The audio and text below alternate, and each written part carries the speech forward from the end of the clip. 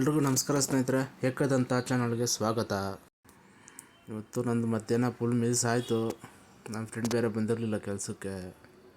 ಅವ್ನಿಗೆ ಫೋನ್ ಮಾಡಿ ಕೇಳಿದ್ದಕ್ಕೆ ಏನಾದರೂ ತಗೋಬ ಮಗ ಫ್ರೂಟ್ಸು ಅಂತ ಹೇಳ್ದೆ. ನಾನು ಏನು ಮಾಡೋದು ಯೋಚನೆ ಮಾಡ್ತಾಯಿದ್ದೆ. ಆ ಟೈಮ್ಗೆ ಯೋಚನೆ ಬಂತು, ₹100 ಯಾವ ಫ್ರೂಟ್ಸ್ ಸಿಗ್ಬೋದು ಅಂತ ನೋಡೋಣ ಅಂದ್ಬಿಟ್ಟು ₹100 ಎತ್ಕೊಂಡು ಚಾಲೆಂಜಾಗಿ ತಗೊಂಡು ಶಾಪ್ಗೆ ಹೋದೆ.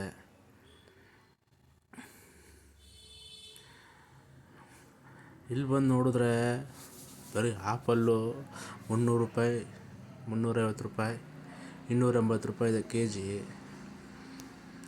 1 ಕೆ.ಜಿ. ನಾನು ₹100 ಚಾಲೆಂಜ್ ಅಂದ್ಕೊಂಡು ಬಂದರೆ ಇಲ್ಲಿ ನೋಡಿದ್ರೆ ಒಂದು ಆಪಲ್ಗೆ ಅಷ್ಟು ಆಗ್ಬಿಡುತ್ತೆ. ಸರಿ ಅಂದ್ಬಿಟ್ಟು 2 ಆಪಲ್ಲು, ಬಾಳೆಹಣ್ಣು, ಚೇಪೆಕಾಯಿ ತೊಗೊಂಡೆ. ಚೇಪೆಕಾಯಿ ನೋಡಿದ್ರೆ ಚೆನ್ನಾಗಿತ್ತು, ವೆಯ್ಟ್ ಆಗಿತ್ತು, ತುಂಬ ತೂಕ ಆಗಿತ್ತು. ತೊಗೊಂಡು ಬ್ಯಾಸ್ಕೆಟ್ಗೆ ಹಾಕ್ಕೊಂಡು ಬಿಲ್ ಮಾಡೋಕ್ಕೆ ಬಂದೆ. ಅಲ್ಲಿ ನೋಡಿದ್ರೆ ಚೇಪೆಕಾಯಿ ಹಾಕೋ ಒಂಥರ ಅನ್ನಿಸ್ತು. ತೆಗೆದುಬಿಟ್ಟೆ ಚೇಪೆಕಾಯಿನ ಬೇಡ ಅಂತ. ಆಮೇಲೆ ತೊಗೊಂಡು ಬರ್ತಾಯಿದ್ದೆ. ಇವತ್ತು ಯೋಚನೆ ಮಾಡಿದೆ, ₹100 ಯಾವ ಥರ ಫ್ರೂಟ್ಸ್ ಬರುತ್ತೆ ಅಂತ. ನಾನು 5-6 ಬರ್ಬೋದು ಅಂದ್ಕೊಂಡೆ. ಏನಂದರೆ ಬಾಳೆಹಣ್ಣು, ಮೂಸಂಬಿ ಅದೆಲ್ಲ ಬರ್ಬೋದು ಅಂತ ಅಂದ್ಕೊಂಡೆ. 2 ಆಪಲ್ ನೋಡಿದ್ರೆ 2 ಮೂಸಂಬಿ, ಬಾಳೆಹಣ್ಣು. ಅವ್ನು ಕೊಟ್ಟಿರೋ ₹100 ಬರೀ 3 ಫ್ರೂಟ್ಸ್ ಬಂತು ಕಣ್ರಿ.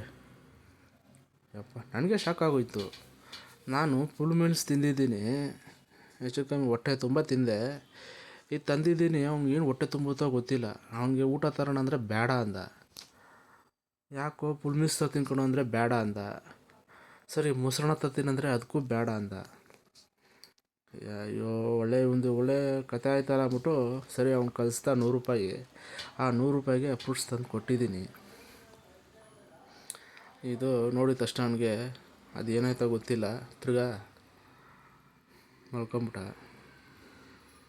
ನಾನು ಲೆಕ್ಕಾಚಾರ ಆಗ್ತಂಗೆ ಇದರಲ್ಲಿ ಒಂದು ಆಪಲ್ ತೆಗೆದ್ರೆ ₹100, ಬಾಳೆಹಣ್ಣು, 2 ಮೂಸಂಬಿ, 1 ಆಪಲ್ ಅಷ್ಟೇ ಬಂದಿದ್ದು. ನಾನು ಇನ್ನೂ ಬೇರೆ ಕಡೆ ಹೋಗ್ಬೇಕಾಗಿತ್ತು. ಸಿಕ್ಕಿರೋದೇನೋ ಚೆನ್ನಾಗಿರೋದು ಕಮ್ಮಿಗೆ. ಇಲ್ಲ ಒಂದು ಅರ್ಧ ಡಜನ್ ಬಾಳೆಹಣ್ಣೆ ತರಬೇಕಾಗಿತ್ತು. ಸರಿ ಇನ್ನೇನು ಮಾಡೋದು ಅಂದ್ಬಿಟ್ಟು ತಂದ್ಬಿಟ್ನಲ್ಲ, ಇವರಪ್ಪ ಮಹಾರಾಜ ಅಂತ ಹೇಳ್ಬಿಟ್ಟು ನಮ್ಮ ಫ್ರೆಂಡ್ಗೆ ಫ್ರೂಟ್ಸ್ನ ಕಟ್ ಮಾಡಿ ಕೊಟ್ಟೆ.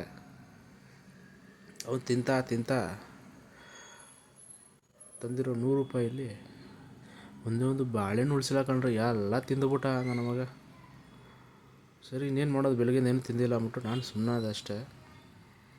ಒಟ್ಟಿನಲ್ಲಿ ₹100 ಒಂದು ಫುಲ್ ಮೀಲ್ಸ್ಗೆ ಅದು ಹೊರ್ತಾದರೆ ₹100 ಫ್ರೂಟ್ಸ್ ಹೊರ್ತು ಕಣ್ರಿ. ಹೊಟ್ಟೆ ತುಂಬುತ್ತೆ ಒಬ್ಬರಿಗೆ, ಅದು ಒಪ್ಪತ್ತು ಮಾತ್ರ. 3 ಟೈಮ್ಸ್ ಅಂದರೆ ₹300 ಬೇಕು, ಕಷ್ಟ ಆಗುತ್ತೆ. ₹300 ಅಂದರೆ ಇಲ್ಲಿ ಹೋಗೋದು. ಸಾಮಾನ್ಯ ದುಡಿಮೆನೇ ₹350, ಅದ್ರಲ್ಲಿ ₹300 ಎಲ್ಲೋ ಹೋಗೋದು.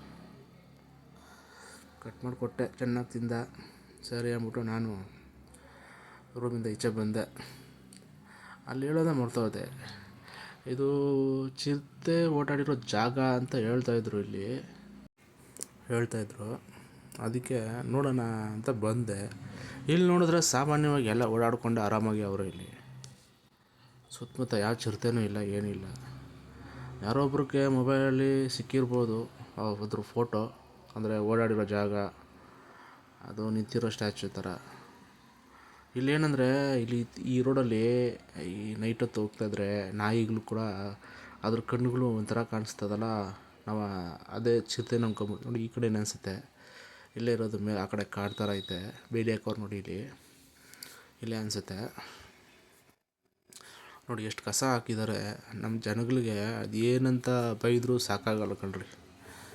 ಕಸ ಹಾಕಬೇಡ್ರಿ, ಕಾಡು ಈ ಥರ ಗಿಡ ಇರೋ ಕಡೆ.